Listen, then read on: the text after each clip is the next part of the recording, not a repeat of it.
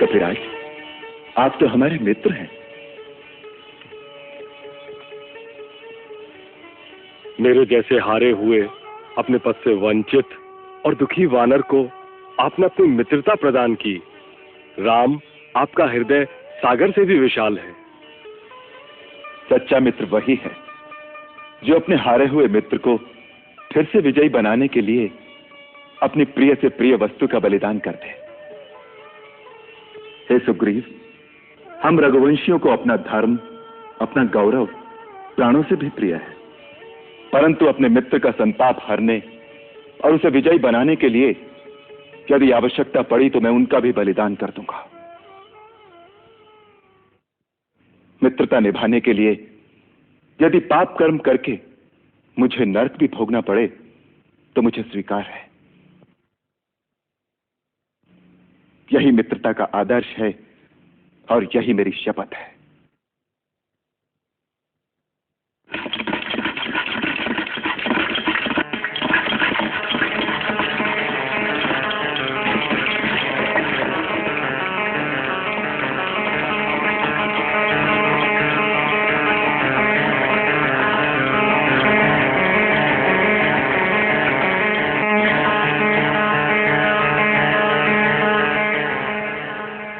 मैं इस पवित्र मुहूर्त को अमर बनाने के लिए अग्निदेव को साक्षी बनाकर लाया हूं। स्वामी, आप दोनों अग्निदेव की प्रदक्षिणा करें, जिससे इस मैत्री बंधन को देवताओं का आशीर्वाद मिले।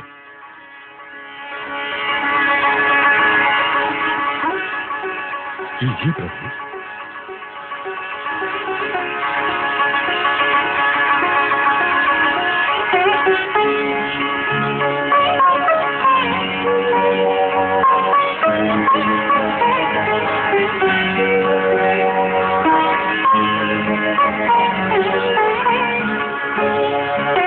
लीजिए स्वामी, अग्नि देवता को अर्पण कीजिए।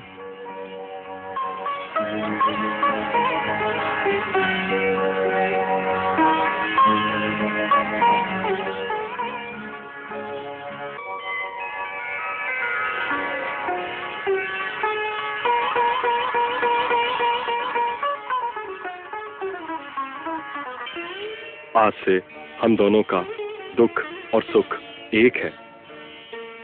आज से जो कुछ हमारा है वो आपका होगा।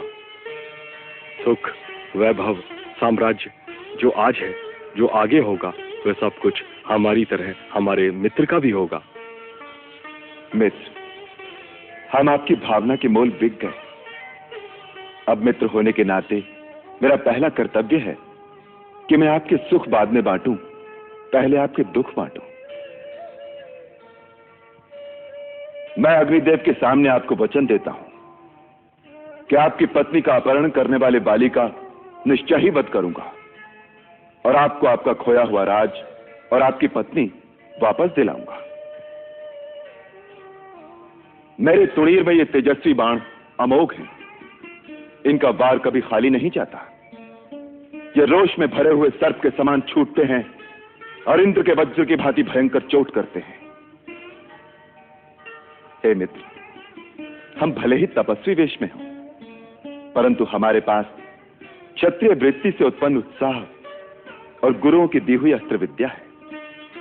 हम उसी उत्साह और अस्त्रबल के भरोसे आपको विश्वास दिलाते हैं कि अब शीघ्र ही उस दुराचारी वाली को मेरे ये बाण अवश्य मार गिराएंगे। श्री राम, अपना दुख भूलकर जिसे मित्र का दुख याद रहता है, उसकी महानता मानो तो क्या, स्वयं शेषनाग भी अपने सहस्त्रों मुखों द्वारा बखान नहीं कर सकते। देवी सीता की खोज करने के लिए आप हमारी सहायता मांगने आए थे, परंतु इससे पहले कि हम आपकी कोई सहायता करें, आपने महाराज सुग्रीव की सहायता की भीषण प्रतिज्ञा पहले ही कर ली। आप धन्य हैं प्रभु, आपको कोटि कोटि प्रणाम। हे राघव, जैसे घायल की गति घायल जानता है, उसी प्रकार मैं आपके पत्नी वियोग का दुख पूरी तरह समझता हूं। मैं भी अग्नि को साक्षी करके वचन देता हूं कि हम फिर से वानर साम्राज्य के अधिपति बने या न बने, परंतु आपकी भार्या देवी सीता पाताल में हो या आकाश में या भूमंडल के किसी कोने में, मेरे वानर उन्हें अवश्य ढूंढ लेंगे। तब तक हम में से कोई भी चैन की नींद नहीं सोएगा। आप केवल एक बार मुझे उसका पता बता दें कि वो राक्षस कहाँ रहता है। मैं सारे वंश सहित उसका विनाश कर दूंगा। उसने छल से सीता का अपहरण करके न केवल मेरा अपमान किया है, वरन रघुकुल के मेरे पूर्वजों की कीर्ति को धक्का पहुंचाया। आप उसका पता जानते हो तो मुझे एक बार उसका पता बता दो, बाकी का कार्य मैं स्वयं कर लूंगा। हे राघव, उस पापात्मा राक्षस का गुप्त निवास स्थान कहाँ है, उसमें कितनी शक्ति है, उसका पराक्रम और उसका वंश कैसा है, इन सब बातों को मैं सर्वथा नहीं जानता, परंतु मैं वचन देता हूँ कि मैं ऐसा यत्न करूंगा जिससे मिथिलेश कुमारी सीता जी आपको अवश्य मिल जाएंगी। और ऐसा मेरा अनुमान है कि मैंने देवी सीता को उस राक्षस के साथ देखा है। देखा है? आपने सीता को देखा है? कहाँ, कैसे? एक दिन हम पांचों पर्वत शिखर पर बैठे हुए थे तो हमने क्रूर राक्षस को अपने विमान में एक स्त्री के साथ दक्षिण की ओर जाते हुए देखा। वह देवी जोर जोर से सहायता के लिए पुकार रही थी और हमें बैठे देखकर उसने कपड़े की एक पोटली में बांधकर कुछ फेंका।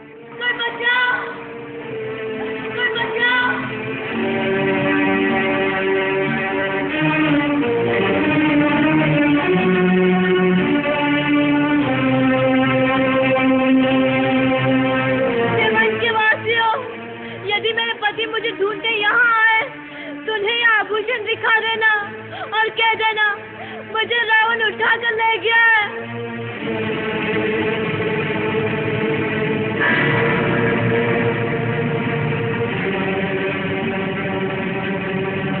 हमने उस पोटली को खोल कर देखा तो उसमें कुछ आभूषण थे। मैं वो आभूषण अभी मंगवाता हूँ, आप पहचान लीजिए। हनुमान, वो पोटली ले आओ। जी महाराज।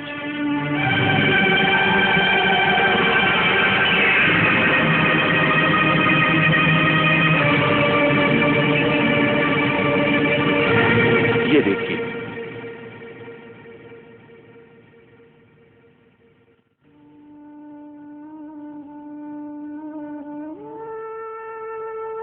ये आभूषण सीता देवी के न हो।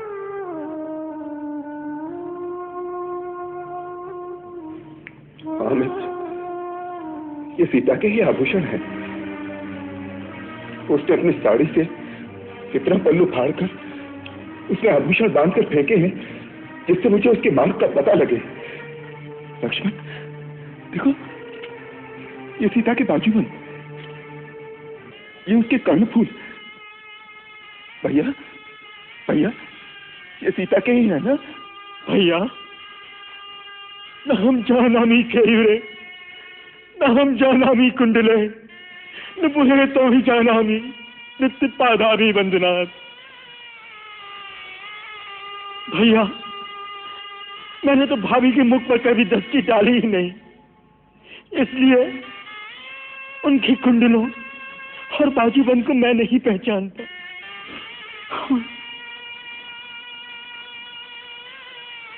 प्रतिदिन उनके चरणों पर वंदना करने के कारण मैं उनके नुपुरों को पहचानता हूँ। ये निश्चय ही वही नुपुर है जो मेरी भाभी के चरणों की शोभा बढ़ाते थे। हाँ लक्ष्मण, जब प्रातः काल वो पुष्प वाटिका में पुष्प चुनने जाती थी तो इनकी मधुर ध्वनि से सारा वन सचेत हो जाता था।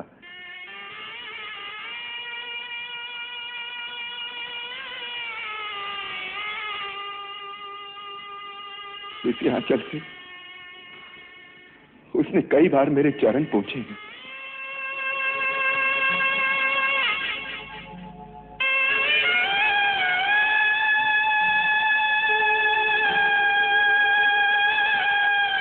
वो मेरा पसीना सुखाती थी।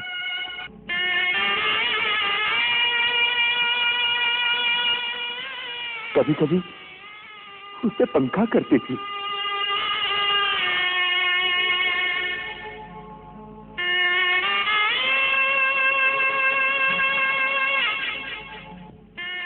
प्रातःकाल जब मैं पूजा से उठता था तो इसे चरण पावड़ों की भांति बिछाकर वो मेरी चरण रच लेती थी।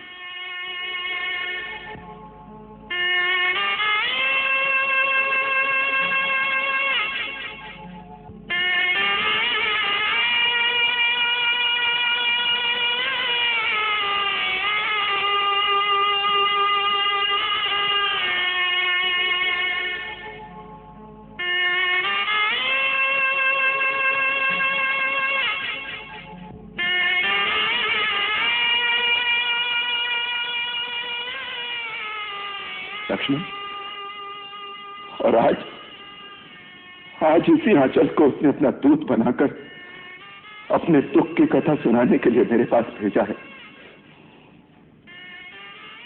सीते, सीते, मुझे तुम्हारा संदेश मिल गया है। मैं तुम्हें मुक्त करने अवश्य आऊंगा। तू जहां कहीं भी हो, चिंता न करना। तुम्हारा राम तुम्हारी सहायता के लिए अवश्य आएगा। सीते, सच सच आएंगे आप? क्या हुआ?